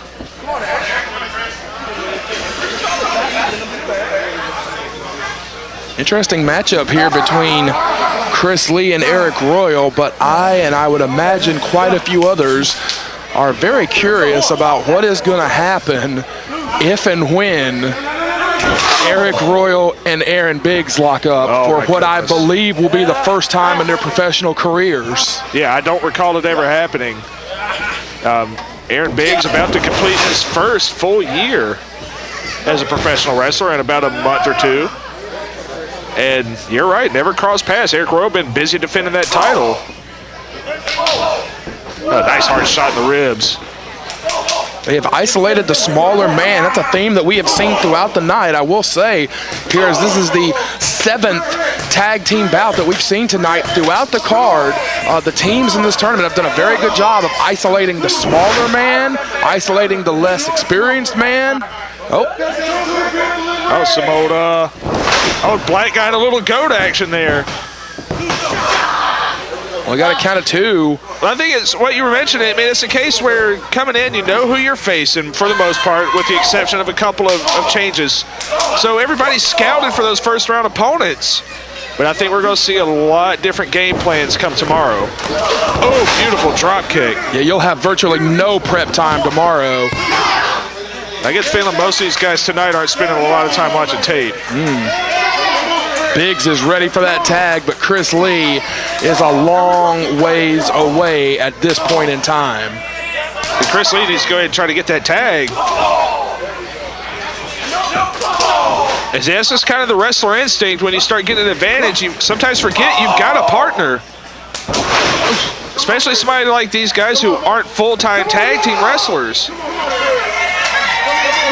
This Lee has got an opening here if he can make it to the big man. And there it is. Uh-oh, Biggs is in with Everett. Everett will not be able to power him. Everett will have to avoid. What is he doing? Oh boy, oh boy, go! Build him out of this earth. He thought better of the closed fist, but man, he just slung him from corner to corner. Oh no. Oh God. Andrew Everett, the former Ultra J champion, is getting abused by the big man here. Man, he's just building him into another lifetime. And the fun and games are over. Oh no. And the butt-based offense that we all know and love. I was gonna say core. Based offense. His entire core, yes. I was going to say core-based offense. And Andrew Everett, all it takes from Aaron Biggs is a couple of moves to really put somebody in the defensive. Ooh, you heard the flesh. Immediate. You heard the flesh slap. Oh no. Woo! And there's that training from Ron McBride right there. We're seeing a little jaw jacking between the 2 big men here. Yeah, I think they want at each other. And Andrew Everett, such a fighter. Oh boy, too much strength. They're just walking around the ring with him like a child. Oh boy. Oh! Flung him hard into the buckle. He's a long ways away from the Mid-Atlantic Heavyweight Champion at this moment in his life. It might as well be miles in between he and his partner right now. And I kind of figured that once Aaron Biggs got in the ring, this is where things would change, and it has. Whoa, he just crushed Everett in the corner. Everett is only being held up by Chris Lee in that far corner. And that is a lot of weight. I've been on the wrong end of that splash in the corner. And Andrew Everett's really just taking a lot of abuse and a slingshot. Good teamwork there. Uh-oh, into the big man. Oh, boy. Oh, boy. Is that a tag? Pele! Royal is scaling the ropes. Uh-oh. Uh-oh. Crossbody! Huge crossbody. Watch out for Chris Lee from behind, though. Chris Lee trying to slip in on a champ. Woo! Twisting Gamangiri. And as far as I know, I think Aric Royal made the tag. Uh-oh, Chris Lee gonna try to fly here. We've seen a couple of sick dives already tonight. Tope on heel. Oh, God! Took out both guys. Uh-oh. Well, you just said the magic word to Andrew Everett. Andrew Everett will not be out-flipped. He never saw a dive he didn't like.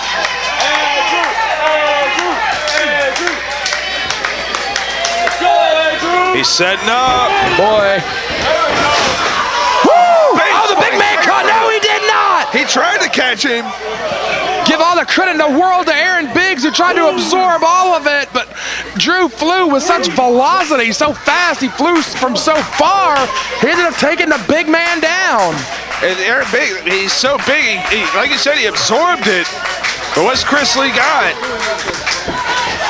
Uh-oh. The two faster-paced men are legal. Gorgeous drop kick from Chris Lee. Traffic jam. This will do it if he gets it, I think. Oh, God, planted him. Ooh. Royal at the very last second. And that would have been a huge upset as far as I'm concerned. Very similar situation to the last match where we've got the two Rising Generation League stars up against two of the current top dogs. There we go. Oh, boy. Whoa!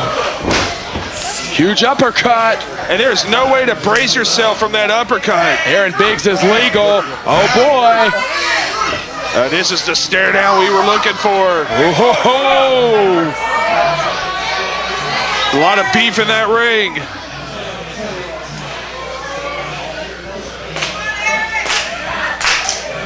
What do we got here? Look at this stare down. And they're just going to clobber each other.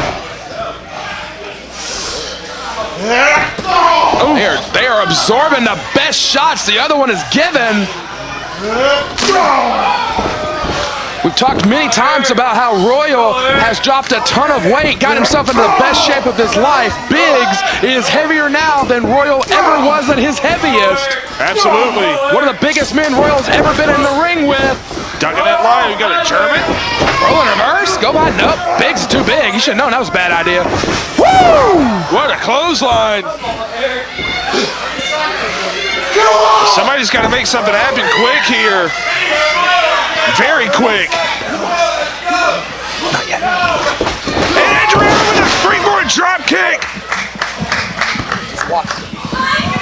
What do we got? Here comes Aric Royal, flying knee. Everett, with a sense of urgency, he just looked at the clock. Yeah, we're almost out of time here. Shooting star. Good Lord. With seconds to spare, Everett has won it for his team with mere seconds to spare. Man, you don't cut it any closer than that. Not at all. Something like 15, 40, 56 perhaps? 14 minutes, 58 seconds. 58. Jeez Louise. Tonight, number 2, tomorrow night, 7:30. Andrew Everett and Aric Royal. Great matchup for guys that we are proud to say represent CWF Mid-Atlantic. Number 2 of the PWI, also tag team. And that makes it for night number 2. We will see Aric Royal and Andrew Everett, Smith and Weston, Trevor Lee and Chet Sterling, the Goon Squad, Tripp Cassidy and Josh Crane, the Killbillies, Mecha Mercenary and Michael McAllister, the teams that have advanced. We are down to 8, and we will see what transpires on night 2 of this 2-night tournament.